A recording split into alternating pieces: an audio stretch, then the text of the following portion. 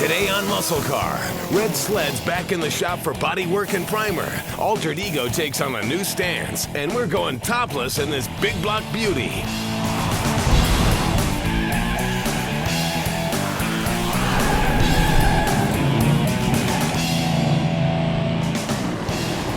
Hey guys, welcome to Muscle Car. Now we got a lot of projects going on in the shop right now, and each one has its own personality. Now the Coot and the Trans Am, they're all about going fast and flexing muscle. The Comet, well, it's all about taking a wild ride back in time, hanging on for dear life with the front wheels hanging out over the track. But the Impala's got a different attitude. It's all about cruising low and looking good. So it's time to take a break from the need for speed and get the body smoothed out on this big bad street machine. Since the '61 Impala limped into Muscle Car, we braced up the X-frame, we gave it some air ride, widened the tubs, patched up the sheet metal, smoothed out the bumpers, mocked up the 409 and 4-speed, and finally pulled the body back off the chassis. Before we really get going on the bodywork, there's a few odds and ends we need to finish up, like boxing in these body mounts.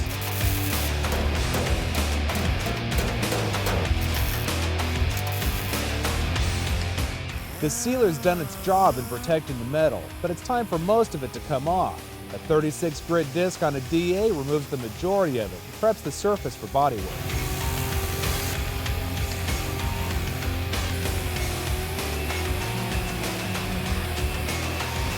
A stripper disc takes care of the tight areas, and some hand sanding will knock off the rest of the shine.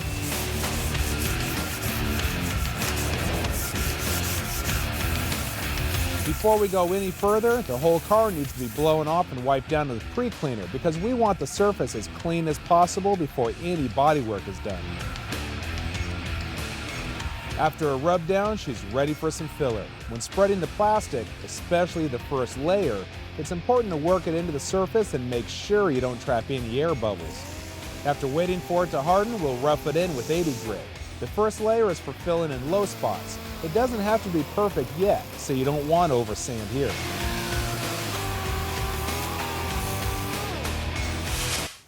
You know, ever since our bodywork extravaganza episode aired a few months back, we've gotten some emails asking me whether or not the cardboard I used to mix a filler on is going to pull any of the resins out of the plastic.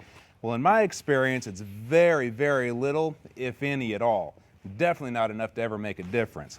Now you can use a commercially available mixing board or an old piece of scrap metal like Brent's using, but if you work in a shop, most of the time when you go to grab it, someone's left a big old wad of plastic on it. So I've learned to just use a piece of cardboard. It's always worked for me. Bodywork equals lots of dust, so it's a good idea to get some ventilation going. If there's one trait that top body men possess, it's patience. When dealing with large areas like a quarter panel, you may have to go over it 4 or 5 times before the first coat of primer ever goes on.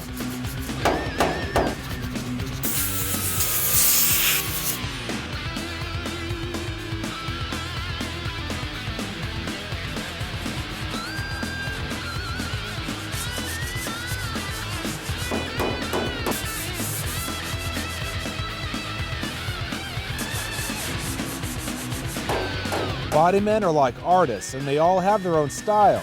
Some guys prefer to hand sand everything, others use air tools. Most guys use a combination of the two. Now there's no right or wrong way to do it, as long as you end up with a straight panel.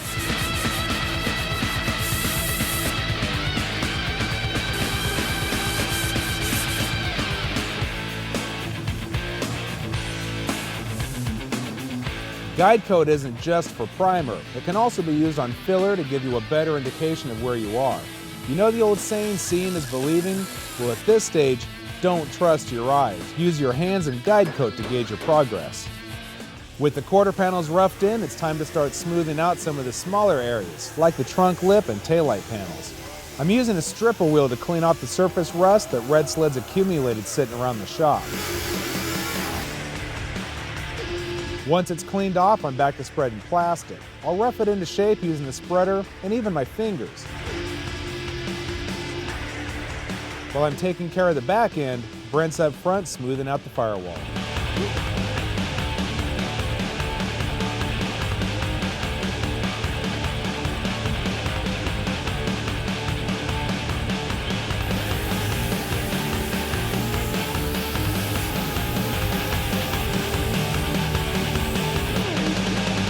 still got some sanding to do on the firewall before it's as smooth as eggs. I'll finish this up and work on the roof while we take a break. When we come back, we'll get at the booth for some primer.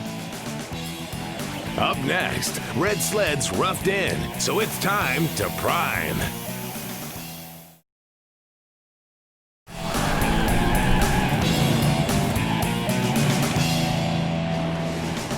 Hey guys, welcome back. You know, when we got the lead pulled out of this thing, we told you we were going to come back later and finish it with the trim on. So while Brent's working on the roof, I'm going to get the window trim fitted. Since these parts have already been polished, I'm using electrical tape to protect the finish and prevent the filler from sticking to the trim. Since this area is a seam, I'm using metal filler instead of plastic filler. It holds up better in high stress without cracking. You could also do this using a torch and lead-free solder, minus the electrical tape, of course.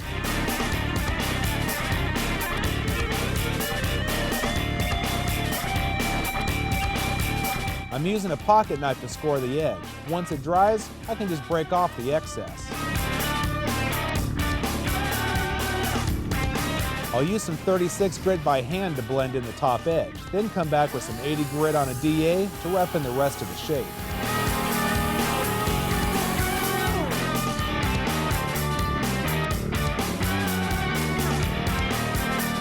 Now at this point, you can pull the tape off and check the fit. Like a glove.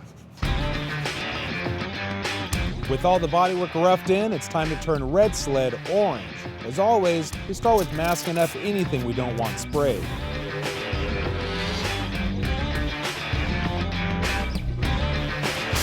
Okay, all you paint guys out there, pay attention. Our filler primer of choice is Clausen's Z-Chrome Rust Defender. Every time we use it, a ton of emails flood in about the stuff. If you want more info, check out powerblocktv.com and look for the link to Auto Body Color and Supply. This layer of primer will seal in the metal and gives a fresh starting point for blocking and continuing the bodywork. You heard right, this is only the first prime. Red Sled's gonna see a lot more love before she ever sees the color red.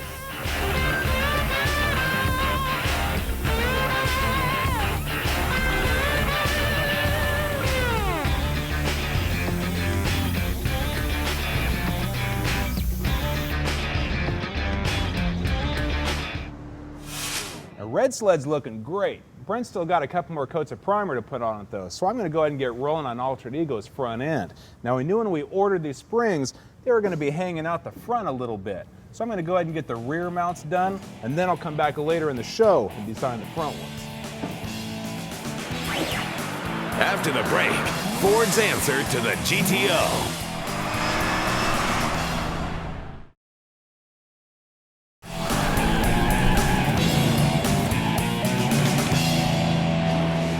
Today's Flashback, a 1967 Ford Fairlane GTA. There's nothing like the feeling of driving a car that you've built yourself. And Bob Carter has built many Fords in his lifetime. He spent over 3 decades on the assembly lines in Detroit, building some of the finest blue oval cars. This pristine 67 Fairlane GTA is his prized possession, and he doesn't mind taking it out for a spin with the top down, even in the dead of winter. I like to drive it because it has, you know, quite a lot of zip to it, and get a lot of attention from people that really don't know, you know, how old the car is or what kind it is. The Fairlane first hit the road in 1955 as a full-size car, but shrunk to a mid-size in '62, filling the gap between the compact Falcon and the massive Galaxy. Now, Ford wanted to take on the mighty GTO, so in '66, they redesigned the Fairlane, enlarging the engine bay and dropping in a big block V8 for the first time. This 67 has a 394 barrel, which could belt out 320 horses. It uses a cast iron mid-rise manifold and features the same hot cam and valve train as the 428 Cobra jet. Fairlanes came in a wide range of packages, including the 500, the XL, the GT, and the GTA. The GTA was virtually the same as the GT, except the A meant that it was an automatic. The Select Shift Cruise-O-Matic gave you the best of both worlds. Some people like automatic transmissions. It functioned like an ordinary automatic for everyday driving, or for extra control, you could use it like a 3-speed and shift it from first to second to drive. GTAs came with power front disc brakes, blacked out grille treatment, wide oval tires with deluxe wheel covers, bucket seats, and plenty of badges and stripes. Power domes replaced hood louvers this year and had integrated turn signals. A 289 V8 was standard with a 2 or 4-barrel 390 as an added option. 67s got a slight makeover from the 66 models. The grille got 3 vertical crossbars and a crest was added in the center as well as on the rear. Taillights also got a new stack design to match the headlights. To lower the top, first you had to unzip the glass rear window and lay it flat. Then you let the car do the rest. The GTA held its own against more powerful muscle cars like the 442 and Chevelle, but it couldn't quite top the GTO, unless that Tiger was an automatic. Production fell by 40% in '67 to a total of just 20,787. This was the second and final year for the Fairlane GTA, with the Torino GT replacing it in '68. The GTA's limited production life and status as the first of the big block Fairlanes make it highly collectible today. There's no doubt this car is close to Bob's heart. I suppose after spending almost 30 years at Ford, you get a little Ford in your blood. Coming up, Altered Ego puts on some weight.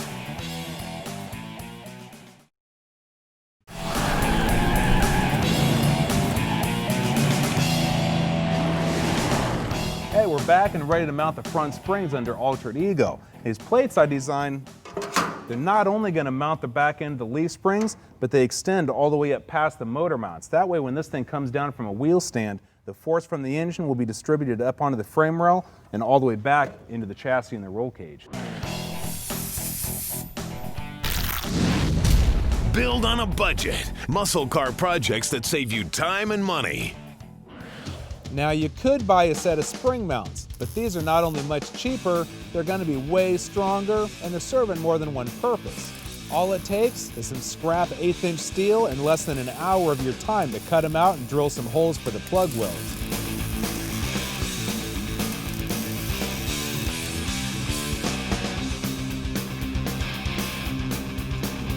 I'm running the bolt through now to make sure my alignment is right. The heads are coming off the mock-up engine, so it'll be easier to get to the inside of the frame rail.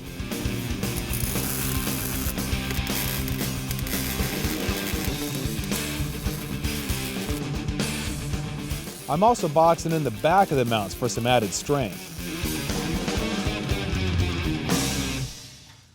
Got to get it, man? Yep, got it. Your red sled all orange? Oh, yeah. Right on. Ready to build the front mounts now, dude. We're coming up a little bit short, though. Yeah, a little bit. So, no sweat. We saw this one coming. Got any ideas? Cut this front out right here. Drop us a tube in. I was thinking if we can open that up and get like some 2x2, open it up and slide it all the way in and plug weld it. And then when we come in with that bar up into the engine compartment, it comes in, it's going to tie in up here. We can plug it in right on top of that inside box. And that should give us enough support on that front. Sounds good to me. Sound good? Oh, yeah. Okay. Let's go find some 2x2 box. If our measurements are correct, this tubing should slide right inside the stock frame rails. But first, we need to get some metal out of the way.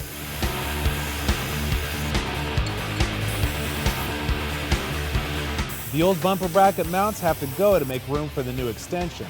We know we'll have to relocate the bumper, but we'll deal with building new brackets later. The original frame rails have internal bracing, so the end of our extensions have to be notched to clear it. Now we won't know exactly where the springs will sit until we get weight on the nose, so we're making these long and we'll trim them back later. We need a couple of extra holes for plug welds, then we can clean it up and set the new rails in place.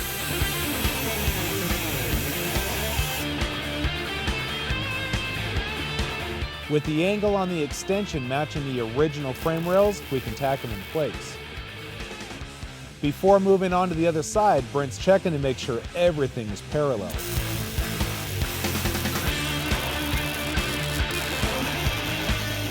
Now that we have a place for the springs to rest, we can bolt in the axle and make sure it's centered. We won't set the caster or weld the perches until the car is at its final weight.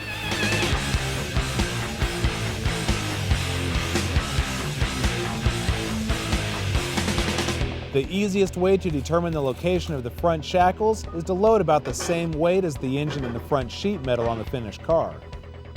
We added about 450 pounds, and that compressed the springs about 1.5 inches, pushing the eyelet forward about 3/4 of an inch. With the bushings out of the way to keep them from melting, I'll chop the holes for the sleeves.